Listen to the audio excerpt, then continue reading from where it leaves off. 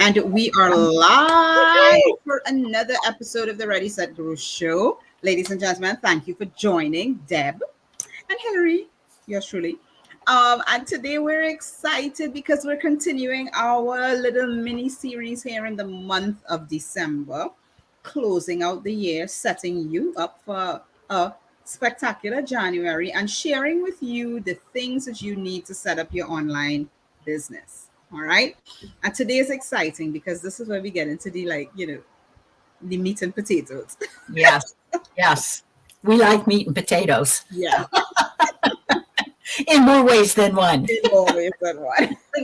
Right. Sorry, it's been a long day. So the reality is, however, one thing that, as you just said, meat and potatoes, it dawned on me that, we've been going through this 12-point checklist. And up until last week, it seemed as if we're doing a lot of, for lack of a better word, fluff. A lot of people may gloss it over. Oh, that's not so important. But and we see that in our own experience. We see that a lot of people jump into these 2 points that we're going to be drilling into today.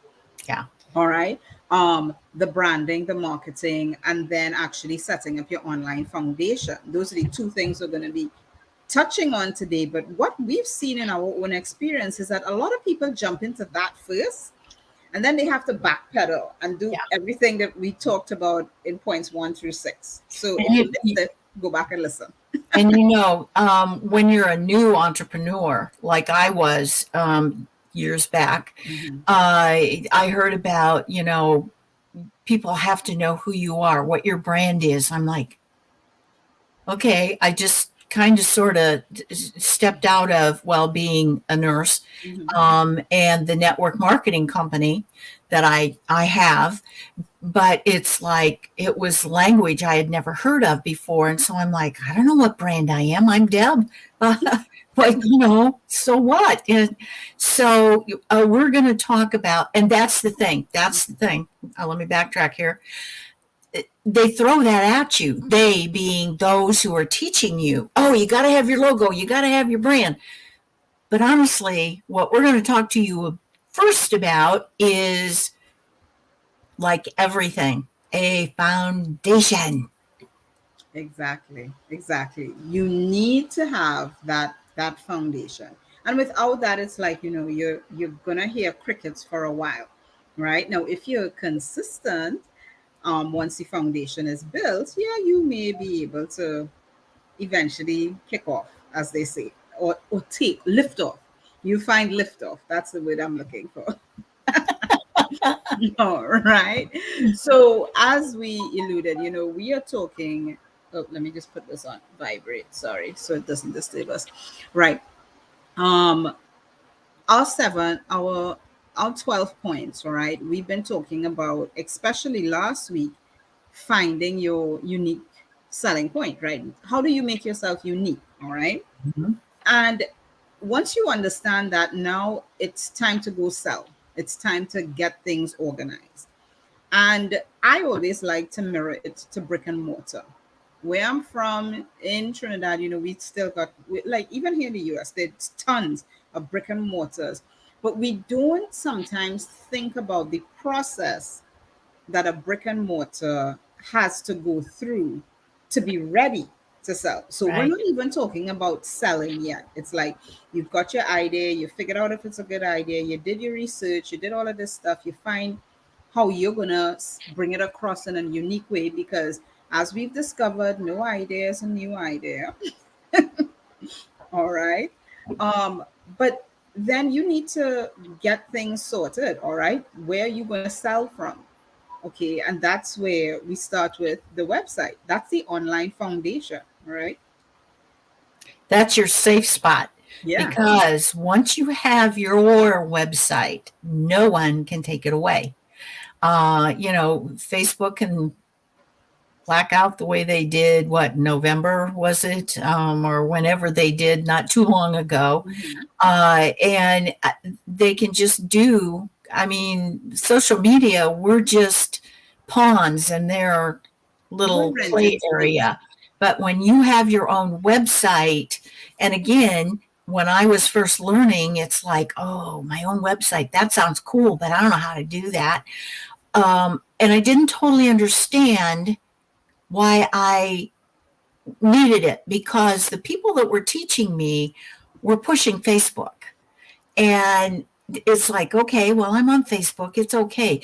But the more I learned and the more I learned from other people, my mentors, and the lady kind of sort of sitting next to me, being one of them, I started to understand why they said you got to have your own website. Again, so no one can take it away. And it's where you can pinpoint people to for when you do start selling something. Yeah, definitely. And your when we a lot of like when we think about I sort of said that if you're on Facebook or Twitter, it's kind of like you're renting, right?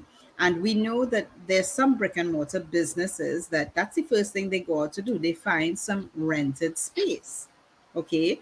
And they're going to set up in the rented space, and they're going to get their displays up and their sign and all of those things. Make sure you have a cash register installed if you're selling products, okay? And then what happens? The owners of the business decide, well, we want to move our building. What happens to your store? What happens to your store? Okay. Yeah, it goes, all right. And then your business just gets pulled out underneath you.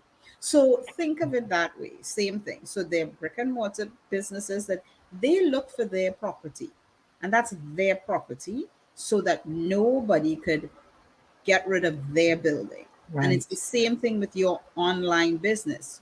You have to own your space on the World Wide Web. That's going to require domain names, hosting, all of these fancy things that a lot of people dive into really excited because they're like, oh, I need to get a host and I need to get a domain name and I need to get this and that. And not understanding that what you're actually doing is building your house. Right. Right. And as you build your house, not only do you need your domain and your hosting, but you will eventually get an email, an autoresponder where, and again, I didn't totally understand my list, my email, needing an email responder for people to come when I first got started. And so the autoresponder is just part of it. And again, we may use a terminology that you may not totally understand yet, although you walk through it just about every day on a lot of things, are funnels. And usually it's like a sales funnel.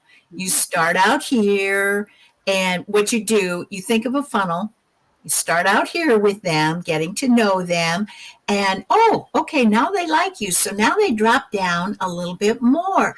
Oh my gosh, now they trust you. Bam. And there they are. And so you can build your own funnel, or you can use something like Samcart that is a funnel. And I love Samcart because it's so easy. Because, I still feel to a certain extent technology challenged. And when I have really hairy days like I have had lately, it's like, okay, brain function, function.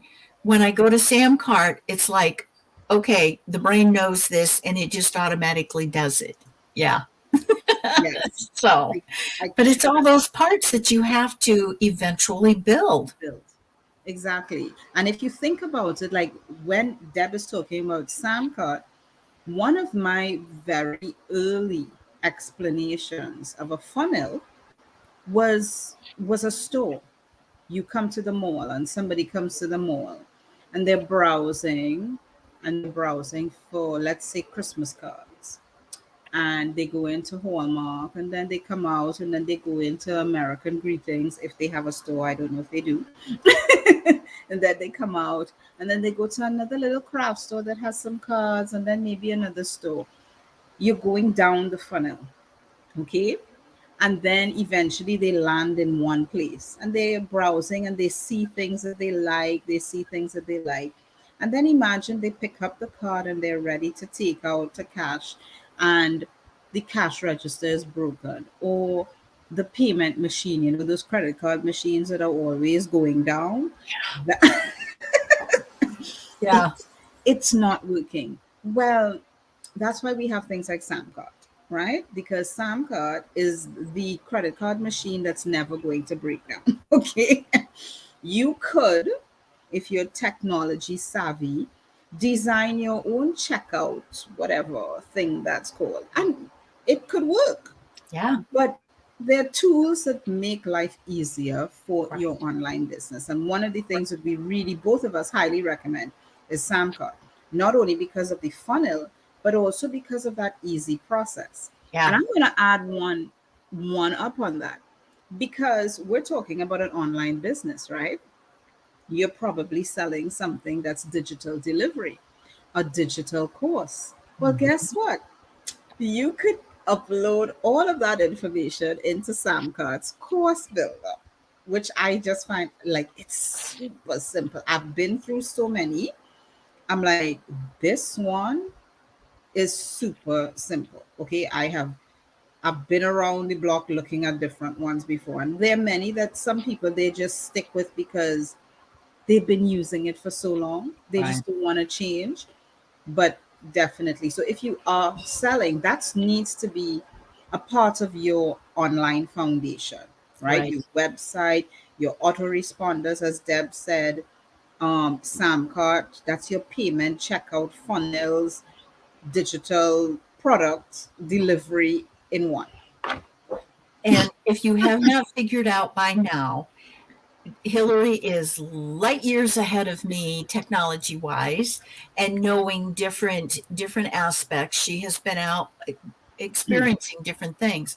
So I can tell you, I don't want to call myself a newbie because I'm not really anymore, but yet there are days it's like, okay, this is new to me, but you know what? I know enough that I can usually figure it out. Sam card, oh my gosh, it's fun to create, and they basically kind of guide you through they have templates and just different things, so it's really really easy to do things, whether you're selling ebooks or courses or whatever you've got, some kind of a product or service.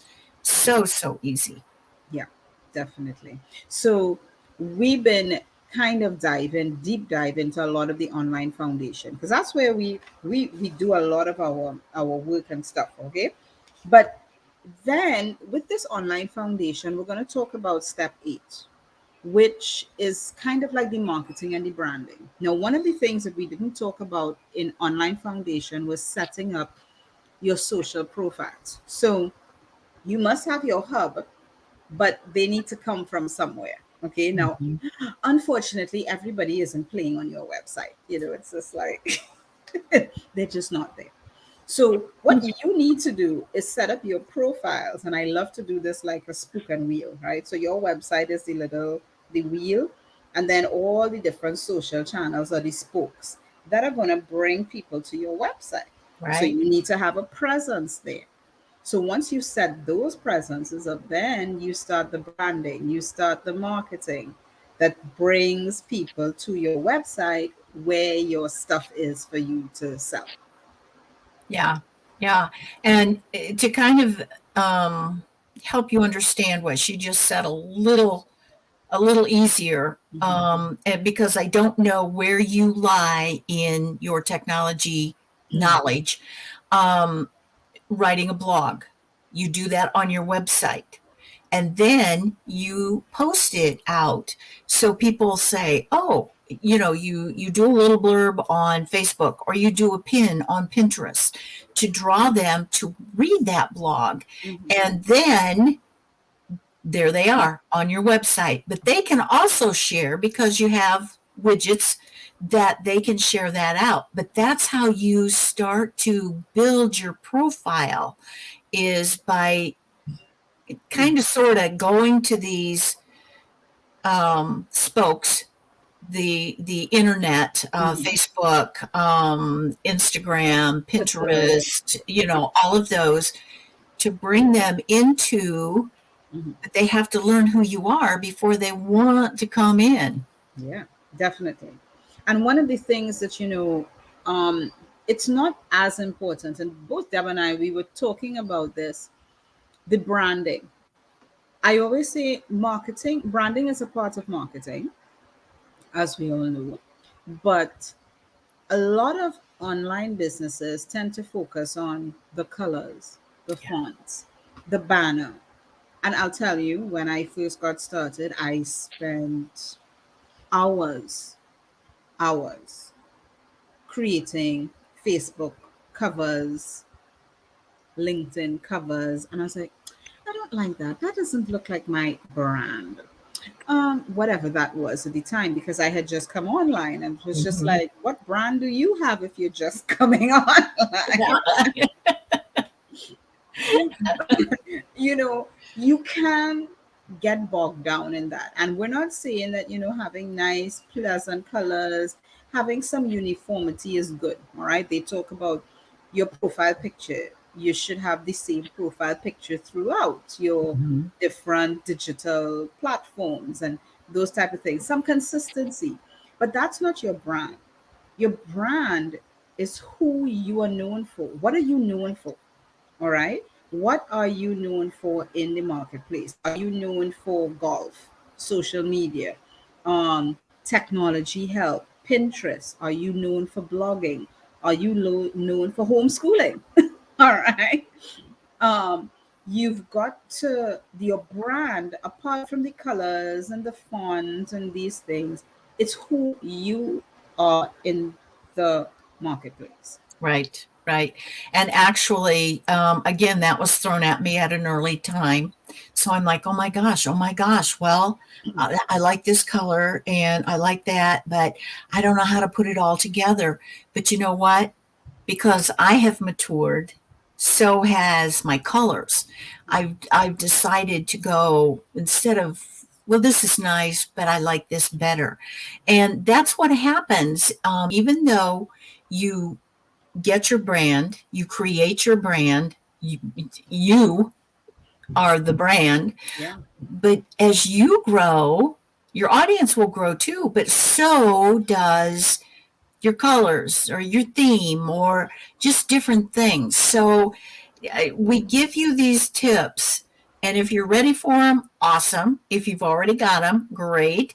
And if you're not, you're learning, and that's okay. Exactly. Yeah. So definitely steps 7 and 8 are forming your online foundation. And Deb, I'm sure we could do like a whole nother series, and I'm sure we've done a whole series on this online foundation. But Exactly. in terms of the steps to building your business, yes, your online foundation is critical before you start those marketing, branding, exposure efforts. Okay. So let's keep that in mind, because next week you're going to be, we're going to be talking about something very important that we take for granted. We think that, okay, if I create this blog post or if I do this video this way, that's it. And I'm going to be doing that for the next 10 years of my online business. Not exactly. Yeah. Remember, I said you grow, I grew, Hillary's grown. Yes. And And we as we continue to grow, grow. we kind of evolve. Exactly. So Hmm. next week, we're going to be talking about testing, testing, testing. And then, the part of any online business that people tend to shy away from is trying to analyze what you're testing. And then it's like that's little cycle that you just keep going round and round. And it just goes like this forever. Let's just say forever. Right. Right. All right. Yeah. So It, we're going to it, be touching on that next week. I hope you are enjoying this series. We're up to point number 8. So we've got a few more before we close off the year. All right. So we'll see you next week. Thank you for those that joined us live. Yes. And if you want, we're going to have a link actually to the blog post to this video, and it will have a lot of the resources that we talked about during this live. So you Right. can definitely grab that down in the comments of wherever they are. All right. Yeah. Have a great All night, right. everybody. So have a great week and we will be back. Wow, Hillary, it's going to be 2 days before Christmas when we do this again. How Yeah, awesome! Maybe we'll have to do something kind of wonky. with Christmas hats or something. I don't know. All right. Have a good night, Harold. Bye.